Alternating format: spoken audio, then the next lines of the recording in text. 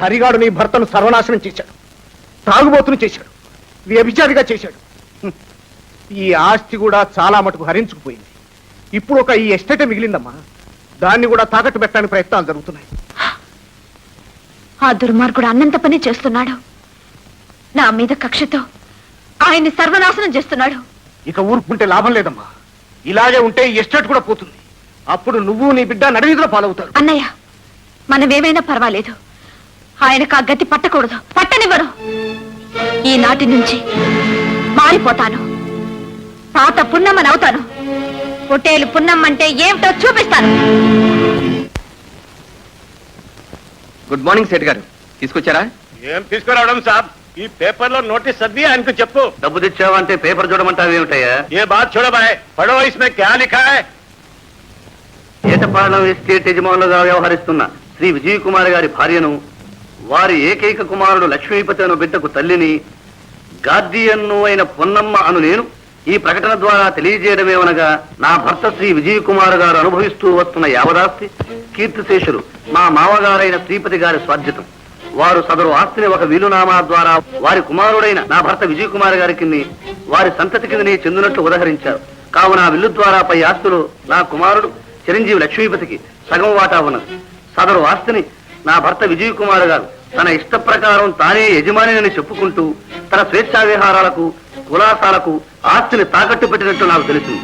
ఇప్పుడు మిగిలి ఉన్న ఏటపాలెం ఎస్టేట్ ను తాకట్టు పెట్టబోతున్నట్లు కూడా తెలిసింది. ఆ ఏటపాలెం ఎస్టేట్ మీద నా కుమారుడైన లక్ష్మీపతికే సర్వహక్కులని, అది అతనికే సొంతమని ఇందు మూలమున తెలుపడమైనది.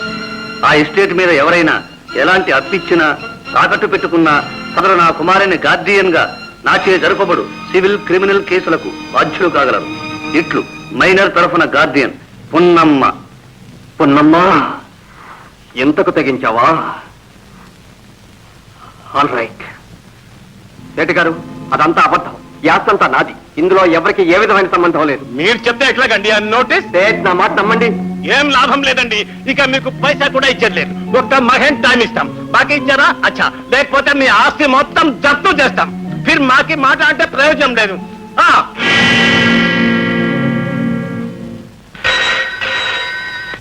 హలో, గొప్పన మాట్లాడుతున్నాను. 3 నెలల ముందు 50,000 చెక్ ఇచ్చారు. అది తిరిగి వచ్చింది. గుర్తుందా? ఎస్ గుర్తుందండి. అడిగినప్పుడల్లా ఇదిగో అదిగొడ్డు వచ్చాం. ఈ రోజు నీ భార్య ఇచ్చిన నోటీస్ చూశారు. చూడండి గుప్తా గారు, అదంతా అబద్ధం అండి. నేను కోర్టుకి వెళ్తున్నాను. ఆ ఆస్తి అంతా నాదేనని రుజువు చేసుకుంటున్నాను. దయచేసి అప్పటిదాకా మీరు. Thank you very much. Hari, అది నన్ను నలుగురిలోనూ తలెత్తుకోకుండా చేసింది, అవమానం పాలు చేసింది. దాన్ని దెబ్బకి దెబ్బ తీయాలి. వెంటనే వెళ్లి లాయర్గా మాట్లాడు. కానీ బావుగారు, మనం లా ప్రకారం పోతే ఏమీ లాభం ఉండదేమోనని. ఆ పల్లెటూరు బయటకు తెలిసిన లా నాకు తెలియదు అనుకున్నావా? నువ్వు వెంటనే వెళ్లి లాయర్గా మాట్లాడు. వెళ్ళు. అలాగే.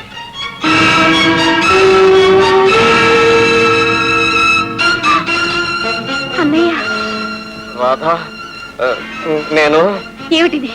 ఇదా ఇన్నాళ్ళు మీరు చేస్తున్నది? ఏదో వ్యాపారమని, వ్యవహారమని నన్ను మోసం చేశారు.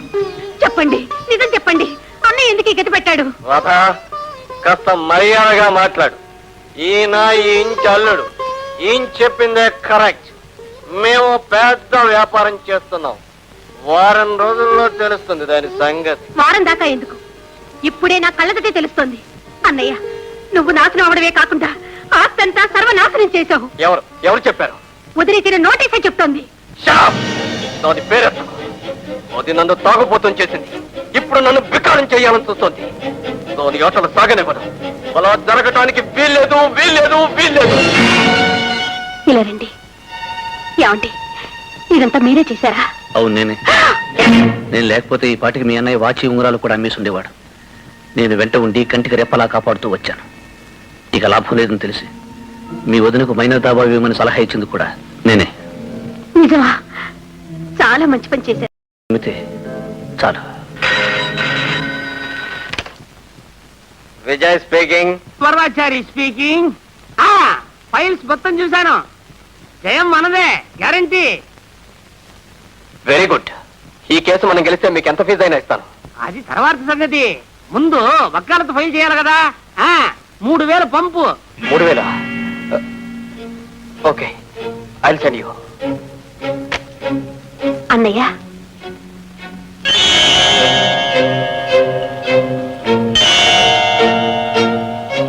రాధా, ఈ నెక్లెస్ నువ్విచ్చింది అన్నయ్య.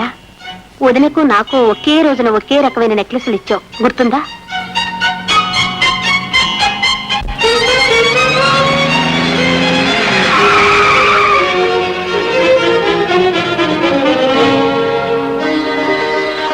వచ్చారా చిన్నబాబు?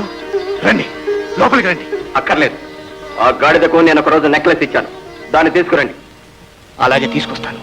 మీరు లోపలికి రండి. ఇక్కడుండి మాట్లాడితే ఎవరైనా ఏమని అనుకుంటారు. నేను రాను. త్వరగా వెళ్ళి ఆ నెక్లెస్ తీసుకురండి. పోండి. అలాగే.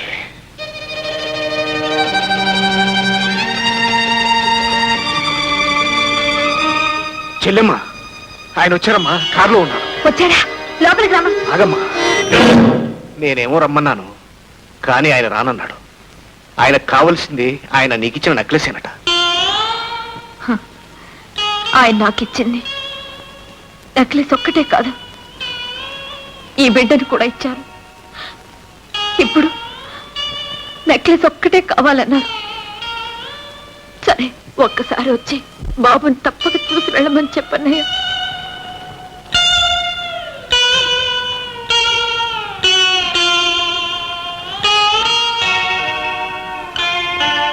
చిన్నబాబు తప్పక ఇస్తుందట. ఒక్కసారి లోపలికి వచ్చి బాబును చూడమంటుంది. ఎందుకు? బాబు పేరు చెప్పి నన్ను కోర్టుకు లాగింది. ఇప్పుడు వాడిని చూపించి నన్ను లొంగ తీసుకోవాలా? నేను వాడి మొహం చూడక్కర్లేదు. అలా అనకండి చిన్నబాబు. అమ్మాయి మీ చింతతో చితికిపోయింది. నేనా బాగున్నది? ఎలా ఉండేవాడిని, ఎలా అయిపోయాను? చివరకు వకీలు ఫీజు కూడా ఇచ్చుకోలేని స్థితికి వచ్చాను. సరే, ఆ నెక్లెస్ దాన్నే ఉంచుకోమనండి, దాన్నే ఊరేగమనండి.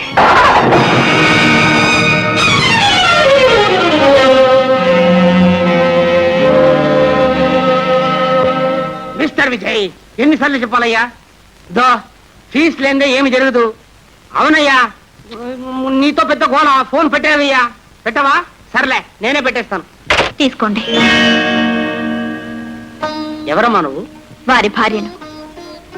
విజయ్ భార్యవా? ఈ డబ్బు ఎందుకు ఇస్తున్నట్టు? ఓహో, కేసు వదులుకోమనా? కాదు, వాదించమని. అటు అతని మీద కేసు వేశావు, ఇటు ఆయన తరపున వాదించమని డబ్బిస్తున్నావు. ఏంటమ్మా నీ ఉద్దేశం? ఆయన బిడ్డకు తల్లిగా కేసు వేశాను, ఆయనకు భార్యగా ఈ డబ్బిస్తున్నా.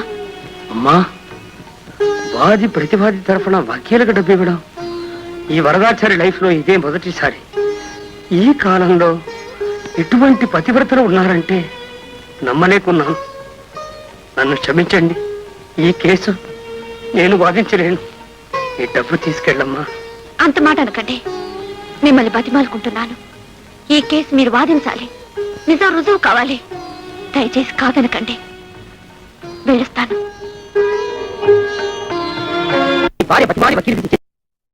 పోయిందయ్యా. అటువంటి ఉత్తమరాణితో నీకెందుకయ్యా పేచి? ఏమైనా బాగుందా? మిస్టర్ వరదాచారి, ఎందుకయ్యా అరుస్తావు? నీ భార్య లాంటి మనిషి కోటికి ఒకరితే ఉంటుంది. సంసారం అంటే ఇటువంటి చిన్న చిన్న పేచీలు వస్తూ ఉంటాయి. అదంతా సర్దుకుని పోవాలి కానీ అల్లరి చేసుకుంటే ఏంటయ్యా లాభం? మిస్టర్ విజయ్, ఇప్పుడు కూడా లేట్ ఏం లేదు. నువ్వు సరేనంటే నీ భార్యతో నేను మాట్లాడి. హలో హలో హలో హలో పూర్ణ వరదాచారికి నా తరఫున ఫీజు ఇచ్చేసింది. అంటే ఆమె మనసు మార్చుకొని ఉంటుంది. ఏదో ఆవేశంలో అలా చేసింది. కానీ ఆ అనుబంధం ఎక్కడికి పోతుంది? బావగారు, ఏమైంది? మనం కేసు విత్డ్రా చేసుకుంటే తప్పు చేసినట్లు అవుతుంది బావగారు. మీరు ఫీజు కూడా ఇవ్వలేని స్థితిలో ఉన్నారని, ఆస్తంతా సర్వనాశనం చేశారని రుజువు చేసి తన కేసును బలపరుచుకోవడానికే ఈ పని చేసింది. ఎస్ డార్లింగ్, హరి చెప్పిందే కరెక్ట్.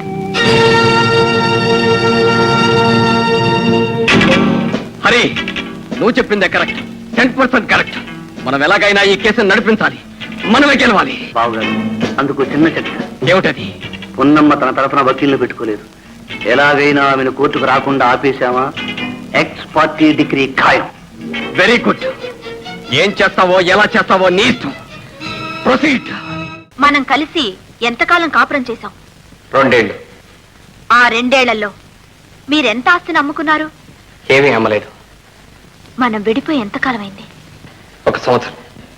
మనం కలిసున్న 2 ఏళ్లలో ఆవగింజంత ఆస్తినైనా అమ్మలేదు. విడిపోయిన 1 సంవత్సరంలో 20 లక్షలు అంటే